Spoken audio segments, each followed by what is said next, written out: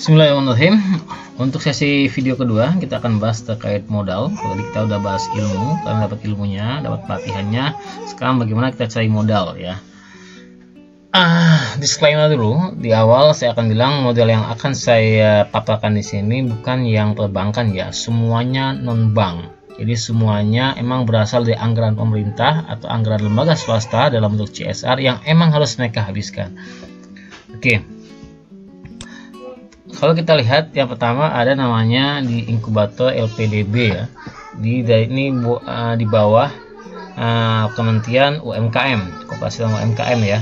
LPDB itu singkatan dari Lembaga Pengelola Dana Bergulir. Jadi emang ada dana bergulir yang harus mereka gulirkan itu ya untuk kesejahteraan UMKM.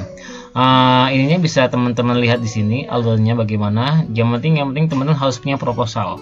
Ya, kalau tadi saya udah kasih tahu di video sebelumnya ada proposal yang bisa kalian download di lamannya Bank Indonesia.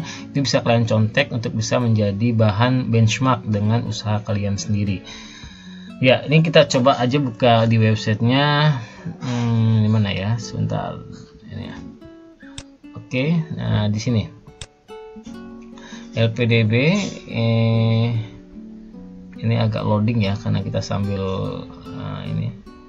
Di sini ada beberapa tempat, ada beberapa laman yang bisa kita cek dari sini. Ya, ada hitungan simulasi penghitungan juga. Kalau kita minjam berapa itu kan, bahkan kalau kita minjam dalam perbankan syariah, dalam bentuk syariah atau bentuk konvensional itu bisa ada hitungannya masing-masing. Ya, simulasi perhitungan kita bisa hitung, itu kan. Ya juga kalau kita mau mengajukan pinjaman, kita bisa klik di sini. Ya, ada sektor simpan pinjamnya di situ, atau di sini ya apply for loans ya. Apply for loan. Ini masih ada bunganya ya, masih bunganya. Tapi ini semua non perbankan ya. Nah, selain itu juga ada inkubator bisnis. Nah, tadi ada di link satunya lagi. Inkubator bisnis ini kalau teman-teman tahu, maaf, tadi sebelumnya di proposal bisa juga di sini ya, ada proposal di sini. Kalian bisa daftar di sini, masukkan namanya, username-nya. Kalau kalian sudah terdaftar, tadi kita bisa daftar di sini. Nah, selanjutnya juga ada namanya inkubator bisnis. Apa sih inkubator bisnis? Sebenarnya kalau di beberapa kampus yang fakultasnya ekonomi dan bisnis gitu kan, mau di Islami atau enggak gitu, itu pasti ada namanya inkubator bisnis. Tapi nggak cuma di kampus saja ya, ada di lembaga swasta juga ada biasanya. Inkubator di sini gunanya untuk apa? Biasanya ini dia sebagai tempat untuk bisa memberi bantuan penelitian, bimbingan konsultasi dan pengembangan usaha yang dilaksanakan oleh pihak-pihak lembaga-lembaga yang sudah resmi, legal gitu kan. Misalnya kampus gitu kan. Makanya harusnya di kampus di UIN pun harusnya ada inkubator bisnis ya, agar teman-teman yang punya ide usaha bisa dapatkan coaching, bimbingan, ada bantuan riset juga, dan ada bantu pengembang usaha. Dan ini kalau kalian punya ide usaha ini bisa digelondongkan gitu ya, bisa digelondongkan, maksudnya dari lembaga itu diajukan langsung ke LPDB ini. Jadi dari lembaga itu dia bisa langsung memberikan bantuan langsung ya ke mahasiswa atau lain sebagainya. Ini kalau kita lihat ada beberapa inkubator misalnya Sigar Innovation Bandar Lampung, ada juga Universitas Brawijaya Tanjung Pura Pontianak dan lain sebagainya. Ini yang baru-baru ya, yang lama udah masih banyak ya gitu ya. Ini diantara, dan ini terbuka untuk umum, bukan hanya untuk mahasiswa ya. Mungkin boleh lah, mungkin kayak lembaga ini ya, kayak contohnya kayak lembaga halal itu yang ada kan kampus, tapi yang bisa mengajukan proposal di sini semuanya boleh ya, semuanya boleh ya. Jadi ini juga bisa, kalau ini lebih mudah ya, karena dia bukan individu, jadi diajukan langsung dari lembaga gitu kan, dari lembaga yang sudah legal lulus dari LPDB, dia bisa mengajukan langsung ke pemerintah seperti itu. Oke, itu yang pertama. Yang kedua, selain LPDB juga ada namanya ULAM atau PNM Mekar Syariah. Ini adalah salah satu dari BUMN ya. PNM ini kalau kita lihat kebanyakan adalah penanaman nasional madani ya, sifatnya adalah menanamkan modal gitu. Dan ini ada sektor syariahnya, nggak cuma konvensional. Kalau di LPDB kita lihat tadi ada yang sistemnya masih berbunga. Kalau kalian masih ragu nggak mau pakai bunga, kita bisa pakai yang PNM. Nah, ini di bawah BUMN ya. Coba kita lihat websitenya di PNM ini, Ulam Syariah. Kita lihat di sini dia ada PNM Ulam dan PNM Ulam Syariah. ya. Ulam datang modal gampang. Jadi ini salah satu cara kita tempat untuk mencari modal ya. Kalau di Jambi ada di samping Dukcapil ya, seingat saya. Ada banyak cabang, hampir kalau di setiap tempat ada dia ya. Akadnya jelas, sini ada akad syariahnya juga, segala macam kalian bisa ajukan. Kalau kalian mau langsung ketemu sama orangnya, bisa cari nih ya di unit terdekat di sini di kota kalian masing-masing. Kalau saya kasih contoh misalnya di Jambi, misalnya di provinsi di Jambi ini banyak sekali. Nah, ini banyak ya. Ada di Sungai Gelam, ada di Bangko, ada di Sengeti, ada Bahar, Sepen, Talang Banjar, Mabulian, banyak sekali. Jadi teman-teman bisa langsung, ini sangat lebih dekat kepada masyarakat. Seperti itu ya. Jadi dia ada PNM, ada ulam. Kalau ulam ini biasanya dia mikro ya, agak mikro. Kalau makan ini dia lebih kepada usaha yang menengah ya, usaha yang menengah. Ya, ada PNM yang nasional untuk yang skala besar, ada ulam yang sangat mikro untuk usaha bantuan mikro, ada mekar yang dia sifatnya untuk sesuatu yang lebih besar daripada mikro, misalnya usaha kecil atau usaha yang menengah. Demikian. Oke, ini untuk PNM. Selain itu, di sini juga ada bantuan ya, increasing entrepreneurial competence and business development. Jadi dibantu juga ada pendampingannya, ada pendampingan usahanya segala macam. Selain itu ada juga program dari Kementerian Sosial yaitu KUB, yaitu Kelompok Usaha Bersama, UEP KUB ya. Ini biasanya kalian kalau ada satu komunitas di desa kalian yang ingin melakukan usaha, misalnya tahu usahanya kerajinan apa tuh, anyaman atau kerajinan apa lagi tuh, kayak apa tuh kalau yang di betung itu namanya tuh furnitur ya, furnitur dari bahan kayu betung itu juga bisa. Tapi ini sifatnya kelompok usaha dari satu desa bersama mengajukan ke kepala desa. Kepala desa ini ajukan ke Kementerian Sosial yang ada di provinsi tersebut. Nanti bisa mendapatkan bantuan usaha ekonomi politik kelompok usaha bersama dari KUB. Namanya KUB ya, ini dari Kemensos ya. Dari Kemensos. Tujuannya ini ya, tujuannya tentu saja untuk meningkatkan kesejahteraan suatu desa ya. Ini ada haknya ya, haknya memiliki kartu penduduk segala macam dan segala macam ya. Ini banyak sekali ya. Menerima dana bantuan KUB sebesar 2 juta per KK, bahkan bantuannya lumayan ya, 2 juta per KK. Oke, dari Kemensos kita pindah ke BKKBN. BKKBN ini singkatan dari kalau nggak salah ya, Badan Keluarga Kecil Bahagia Nasional kalau nggak salah ya. Kalau salah mohon dikoreksi di komentar ya. KBN ini apa kepanjangannya. Mereka juga ada program yang mereka anggarkan dalam program kegiatan mereka, yaitu namanya UPPKS. Apa itu UPPKS? Yaitu kelompok usaha ekonomi politik yang beranggotakan sekumpul anggota keluarga yang saling berinteraksi dan terdiri dari berbagai tahapan keluarga sejahtera, baik pasangan usia subur yang sudah ber-KB maupun yang belum ber-KB. Tentu ini ada persyaratan khusus ya. Dia harus berkeluarga pertama dan mengikuti program KB. Jadi kalau kalian nggak mau ikut orang KB ya agak susah mengikuti program ini, karena yang lain juga banyak ambil KB karena juga dananya juga terbatas ya. Jadi ini harus sifatnya keluarga ya, pasangan usia subur. Jadi untuk bisa mengikuti ini kita harus harus mengikuti beberapa program daripada BKKBN. Dicek aja ya di officialnya di ini bisa di Instagram atau lain sebagainya. Kalau kita lihat di ininya, ini belum sempat saya search ya, UPPKS ini. Ini tidak ada yang benar, dia sifatnya kedaerahan ya. BKS ini tidak ada yang sifatnya pusat ya, dia kedaerahan. Tergantung bagaimana BKKBN pusat. Jadi teman-teman bisa langsung bertanya kepada BKKBN yang ada di tempat kalian sendiri seperti ya. Ya, dia di tiap kota ada tuh, di Pasuruan ada, di Semarang ada, dengan berbagai macam website yang berbeda. Lalu kalau kita lihat website pusatnya di keluargaindonesia.id, nah di sini ada yang tadi saya sampaikan. Jadi ini banyak sekali ya program-programnya yang bisa kita ikuti. Ada lomba blog juga segala macam ya. Ini bisa menjadi sumber modal bagi ekonomi keuangan keluarga seperti itu. Selanjutnya, emang kalau dalam pemerintah nih ya, sedikit disclaimer ya, untuk bantuan dari pemerintah ini emang sosialisasinya mungkin agak minim ya, dan tanda kutip ya agak minim ya.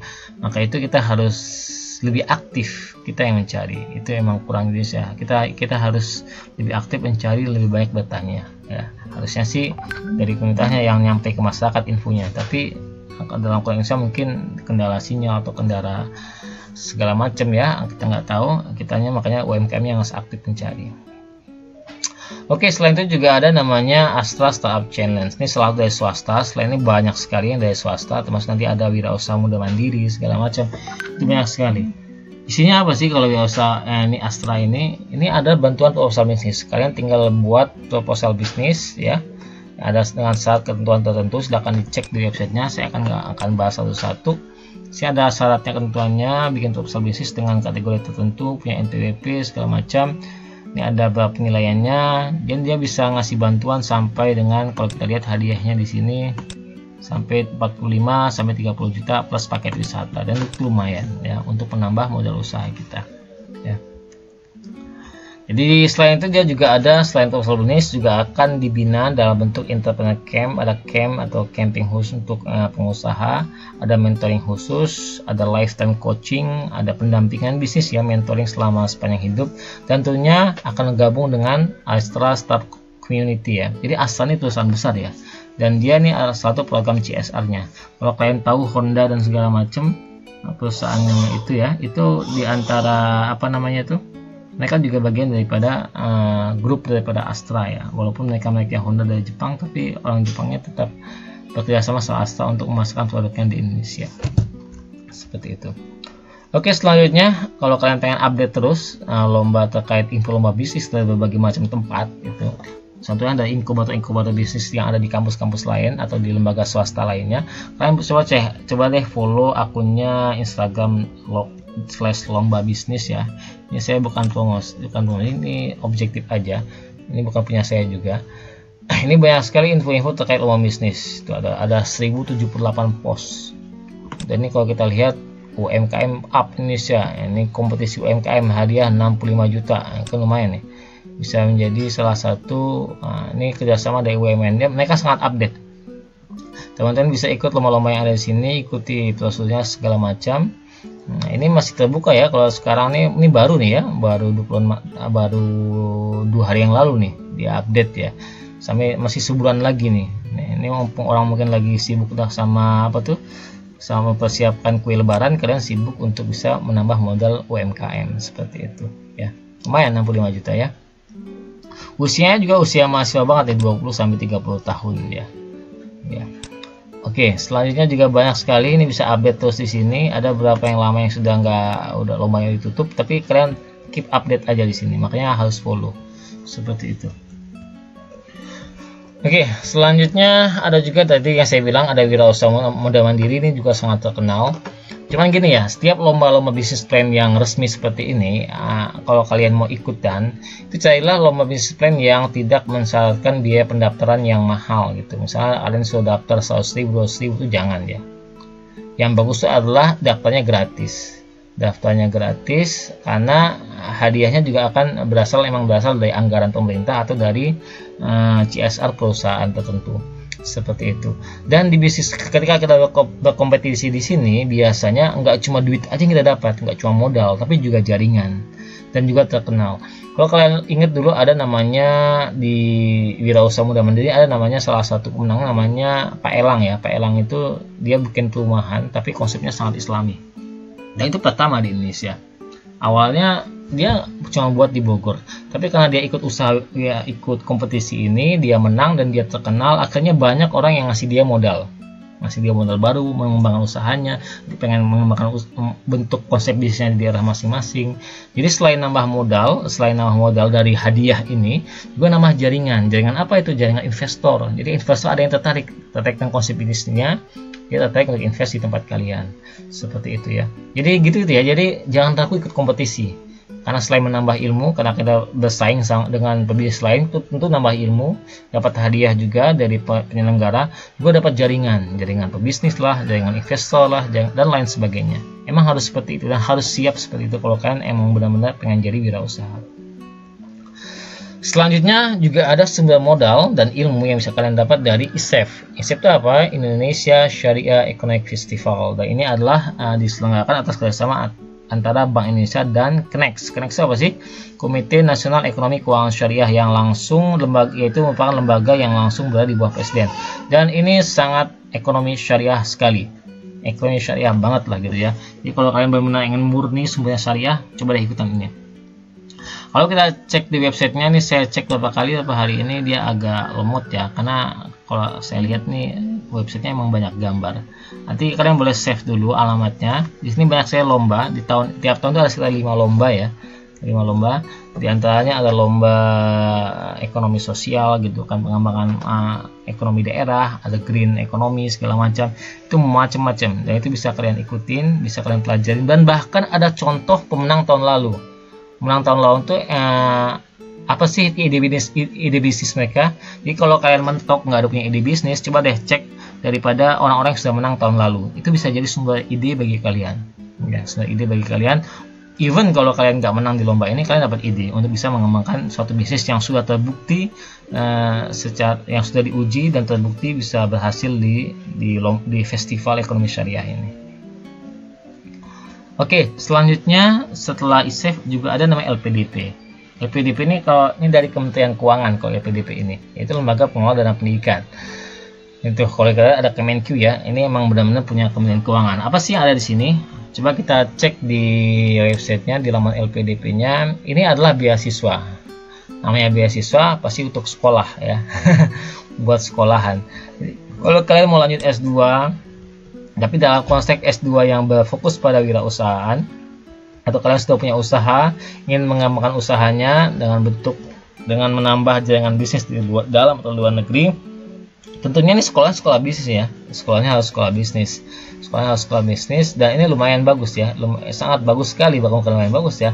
Karena kalian akan dapat di sini banyak sekali, ada biaya pendidikan, SPP, pinjam buku, penelitian, seminar nasional, publikasi, ada transportasi, asuransi, ada bahkan biaya hidup bulanan, biaya hidup kedatangan kalau kalian dari ke luar negeri itu akan dibiayai semuanya. Dan ini biasanya kalau pengalaman teman-teman yang sudah pernah dapat LPDP, mereka biasa menghemat biaya bulanannya, jadi nggak semua dihabiskan. Jadi bisa buat jadi modal usaha lagi, seperti itu ya. Karena biaya bulanannya cukup lumayan, dan kalian bisa sambil kerja juga kalau di luar negeri, seperti itu ya. Ya, ini banyak sekali salah satunya ya. Silakan bisa dibaca di sini ya. Semuanya ini adalah dan ini disarankan harus pulang ke Indonesia dan mengembangkan kembali usaha di Indonesia. Jadi kalau kalian punya usaha di lokal, pengen ekspor juga, kalian bisa ambil beasiswa ini. Nanti kalian sekolah bisnis di luar, tahu jaringan ekspor di luar, nanti kalian pulang ke Indonesia bisa langsung ekspor ke tempat kuliah kalian dulu di luar negeri, seperti itu. Oke, dari sini kita pindah ke Kemenpora ya. Kemenpora ini adalah Kementerian Olahraga. Dari Kementerian Keuangan kita Kemenpora. Di Kemenpora itu juga ada namanya program wirausaha berprestasi. Nah, kalian boleh iklan sini. Sini programnya apa ya sih? Ada namanya training dan workshop wirausahaan. Ada juga namanya mendapatkan kemudahan akses pemodal juga bisa. Jadi kalau saya lihat di aturannya itu ada paket bantuan bagi wirausaha muda senilai maksimal 10 juta. Ada paket bantuan wirausaha muda berprestasi yang berkembang untuk itu 15 juta. Dan juga ada paket bantuan sociopreneur atau kegiatan pengusaha sosial. Pengusaha sosial gimana sih? Pengusaha yang mengajak masyarakat sekitarnya untuk berkembang bersama-sama gitu kan. Ibu-ibu yang jadi ibu rumah tangga dikembangkan, dimaksimalkan, atau para karang taruna, pemuda-pemuda yang nganggur itu kita ajak untuk usaha bareng. Itu juga ada bantuan senilai 10 juta. Dan juga ada bantuan maksimal untuk program SKP senilai 35 juta. Jadi ini ada 4 program yang bisa kalian pilih di website ini. Silahkan dicek ya, silahkan dicek masing-masing. Oke, terakhir, ini adalah salah satu program pemerintah saat COVID-19, yaitu pemerintah ingin membantu usaha yang UMKM khususnya yang terkena dampak corona. Yaitu ini gampang sekali, kalian tinggal daftar ke kepala desa, kepala RT gitu kan. Nanti kepala RT akan mengecek memberikan data kalian kepada pihak Kementerian Koperasi, dan silakan kalian buat akun BRI. Nanti akan diverifikasi sama mereka. Nanti kalau sudah diverifikasi, insya Allah nanti langsung dapat bantuan ya. Ada yang senilai 2.400.000. Ini beda-beda biasanya, beda-beda. Ya terima aja ya, dana gratis ya terima aja, nggak usah protes kenapa saya 2 juta, kenapa dia 1 juta gitu kan. Ya kita terima aja. Ini salah satu bantuan produk usaha mikro. Ingat ya, ini usaha mikro bukan usaha kecil. Jadi hanya yang dan ini hanya usaha mikro saja. Oke, demikian. Next video kita akan bahas terkait legalitas dan perizinan usaha. Terima kasih. Assalamualaikum warahmatullahi wabarakatuh.